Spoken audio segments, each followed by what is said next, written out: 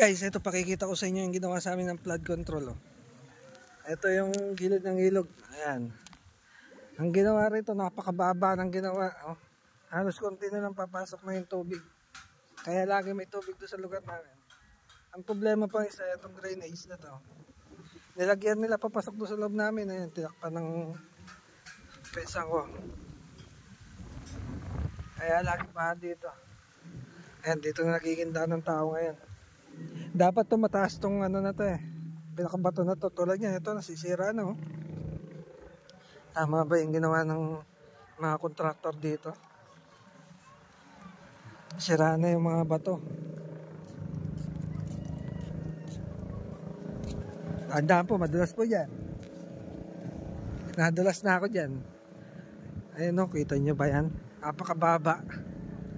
Yan ang bulusan na nabalita kagabi guys. Na bilyon-bilyon. Tapos na sa project pero hindi pa finish dito sa lugar namin. Ayun, yung lugar na yan, mula ron hanggang doon putol. Pero sa papel, fully paid na yan. Tapos na, pero dito sa actual wala. Putol-putol yung gawa. Tulad nitong ginawa dito sa amin. Isipin mo maglalagay ka ng drainage dito, papasok sa loob ng tubig. Papasok dito yung tubig, lalabas doon sa amin, kaya punong-puno ng tubig doon sa lugar namin. Yun ba yung flood control? Diba yung flood control para mapigil yung tubig? Ang bilis na, no? Tulad nito, kaya pa ba ng remedyo to?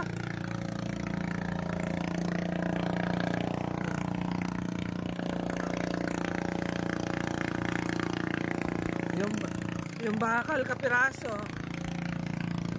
Grabe talaga yung mga kontraktor na yan sa mga DPWH, congressman, senador. Grabe guys, hindi na nawawala yung baha sa amin dito, kung alam nila. Nahuhukay na yung lupa rito. Gawa ng laging maagos. Mamaya yan, aagos na naman dito sa loob namin yan. Dahil lalaki na naman ang ilog. Kapirasong laki lang, baha na naman. Pasok muna tayo, mulan. Baka magkasakit tayo. Ayan o. Kakita nyo yan guys. Grabe ginawa nila sa lugar ng Bulacan. Bulacan to guys. Tingnan nyo. Papasok yung tubig dito sa amin. Gawa ng, mababa yung gawa ng flood control dito sa amin.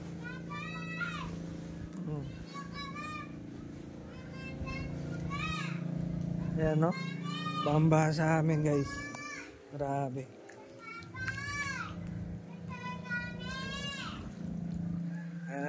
Magkakalipong ka talaga. Lagi kang babad dito sa tubig.